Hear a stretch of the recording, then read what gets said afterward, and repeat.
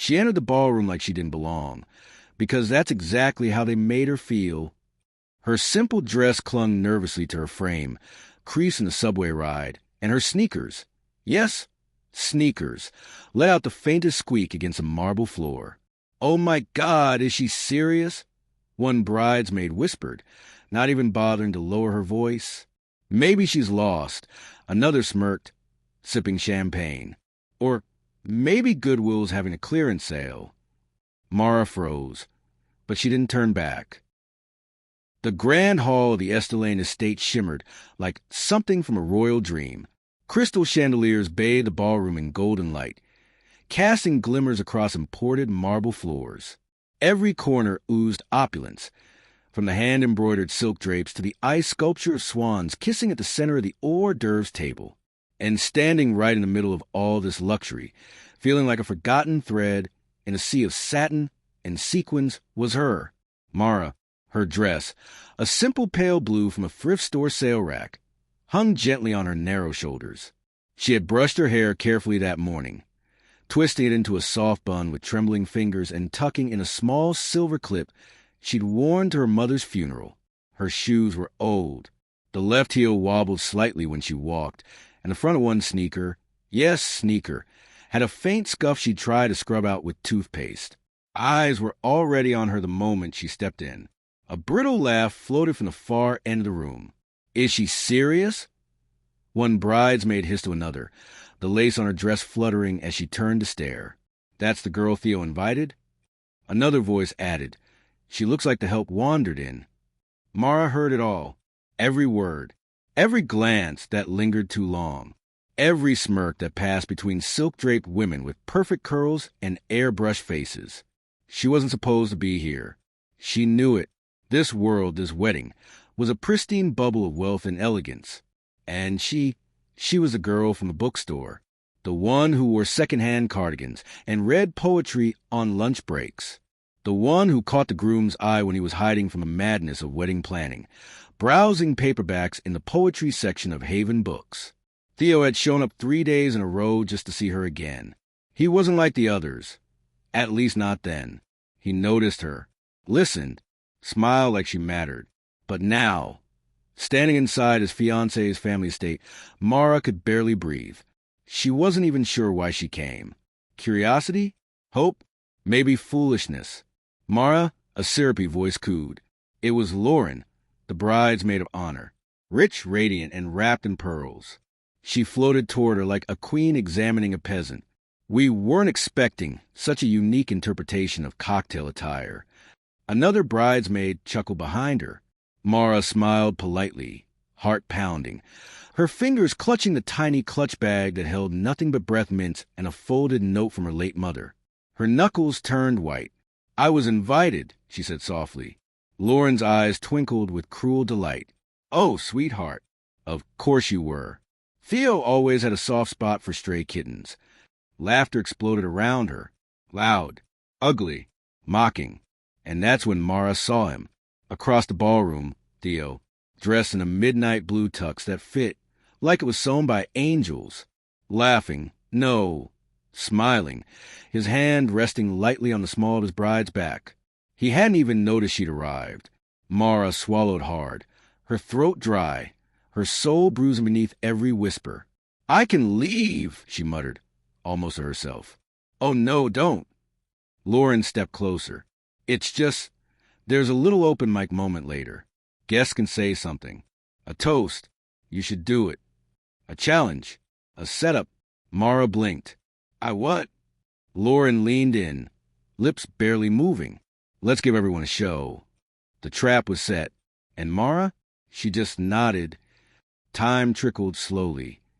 The evening had bloomed into glittering performances. Singing, laughing, heartfelt toasts from school friends, corporate partners, sorority sisters. Each one perfect. Practiced. Polished. Every clink of glass and whisper praise added weight to the rising pressure inside Mara's chest. She sat at the edge of the room now, alone at a small round table. The white linen scratched at her knees. No one sat beside her. No one even looked her way anymore. She could have been invisible, if not for the growing anticipation around her so-called moment. "She's really going to do it," someone snickered from the dessert line. "Can't wait for the train wreck," another whispered. Her hands trembled. Her heart beat like a bird trapped behind her ribs. Then the MC's voice echoed through the room. "We have one more special toast from a guest who's known the groom in a very unique way." The crowd chuckled. "Mara, the floor is yours." A spotlight, a microphone, and hundreds of eyes. She stood slowly, knees knocking. Her sneakers scraped slightly as she stepped forward. One faint squeak across the pristine marble. A few people stifled laughter. One woman outright snorted. But Mara walked anyway, past the lace and diamonds, past the sculpted flower walls and champagne towers. She reached the center, cleared her throat, and froze. Silence, not a supportive one, but a waiting silence. Cold, holding its breath for her to fail. She began, voice cracking. "I met Theo at a bookstore." A wave of murmurs rippled. "We talked about Rumi and used books. He said poetry felt like home to him." Eyes rolled. Someone coughed loudly. I just wanted to say," her vision blurred. Panic rose. Her stomach twisted. Then she dropped the note. It fluttered from her hand like a dying leaf, landing in a crumple near her scuffed shoe. She bent down to pick it up and tripped, fell. A stunned pause. Then laughter. Real, open, cruel laughter. One bridesmaid clapped her hands like it was a comedy skit. "Oh my God!" Another leaned into a friend, wheezing, "This is better than karaoke." Mara stayed on her knees, frozen. Tears pricked the corners of her eyes. "Get up, just get up." But she couldn't. Not yet. The laughter pierced her like arrows, one after another. Her face burned with shame. Her lips quivered. And then she looked up and saw Theo. He wasn't laughing. He wasn't even smiling. He looked wrecked. And in that moment, something inside her shifted. She picked up the note, but she didn't stand just yet. She looked out over the crowd, into their painted eyes, their smirking mouths, their wine-slick laughter, and she began to speak, still on her knees. "When my mom died, I found this letter. She wrote it the day after my father walked out on us. She said, 'People may laugh at you, Mara. They may never see your heart. But if you keep showing up, someday someone will.'" The room grew still. The note shook in her hands, but her voice was stronger now. "I don't have pearls or a last name that opens doors. But I have something most of you will never understand. I have courage." She stood, slowly, and something in the room changed. Mara stood tall now, clutching her mother's note with both hands. Her voice had steadied, not loud, but clear, honest.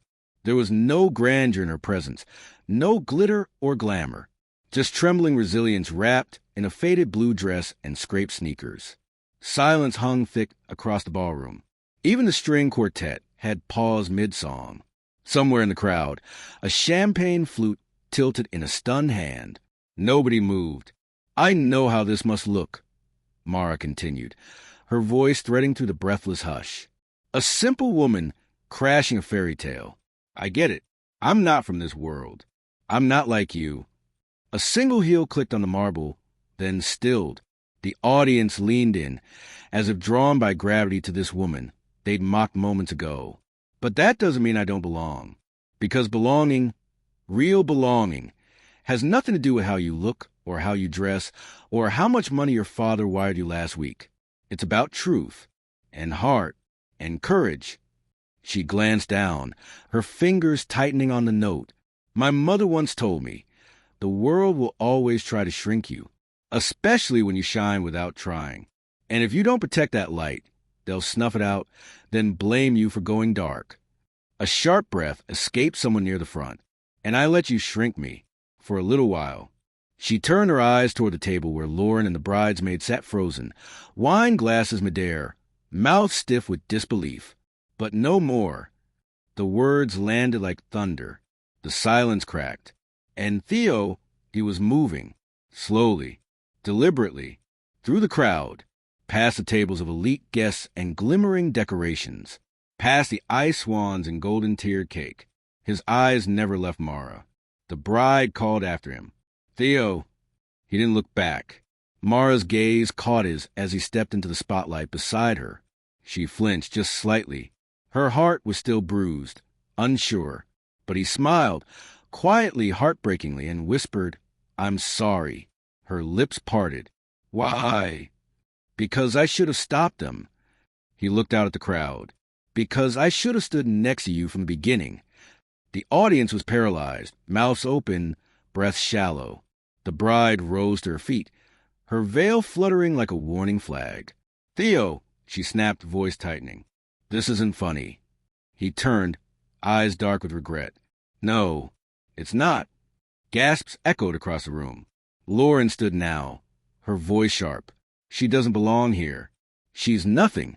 Just some charity case you flirted with before your real life began."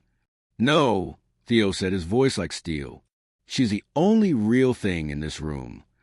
Mara's eyes welled up. She wanted to run, to hide, but something inside her refused to move. She'd already fallen. She'd already stood. This was the moment she refused to shrink again. "She's embarrassing you," the bride hissed. "You're making a mockery of everything we built." "What we built," Theo replied, "was a lie." The room gasped again, sharp as glass. The bride's hands trembled. "You're choosing her? Over me?" He looked at Mara, and then, with the whole room watching, he took her hand, the one still clutching her mother's note, and brought it gently to his lips. The ballroom shattered into stunned silence. Then, slowly, he leaned in and kissed her, not like a man proving something, but like a man remembering who he was. The kiss wasn't wild or scandalous. It was soft, reverent, real, the kind of kiss that doesn't need approval, the kind of kiss that silences cruelty. And the room fell apart. Bridesmaids whispered frantically. An older man at the groom's family table dropped his fork. The bride, now ghost pale, clutched her pearls like they might hold her together. Mara pulled back, tears tracing her cheeks. "Why?" "Because you were the only one who ever saw me," Theo said, voice hoarse. Not the image, not the title. "Me." The MC cleared his throat, completely lost. Ladies and gentlemen, perhaps we could..." But the groom raised his hand. "I know this wasn't planned, but maybe it needed to happen." He looked at his guests, all of them. "You all came here thinking you were attending the perfect wedding. But maybe perfection isn't all white lace and ballroom chandeliers. Maybe perfection is honesty." He turned back to Mara. "And honesty is her..." A stunned beat, and then applause. One slow, clapping sound from the back. Then another, and another, until the entire room thundered with it. The same guests who had whispered, laughed, and pointed now clapped like they'd witnessed a miracle. The same ones who had waited for her to fail now rose to their feet, clapping with open mouths and full hearts, unable to deny what they had seen. A woman fall, and rise, and light the entire room on fire. Mara's breath caught. Her vision blurred again, not from shame, but from something deeper, something richer. This was no fairy tale. This was real, and it had cost her every ounce of courage.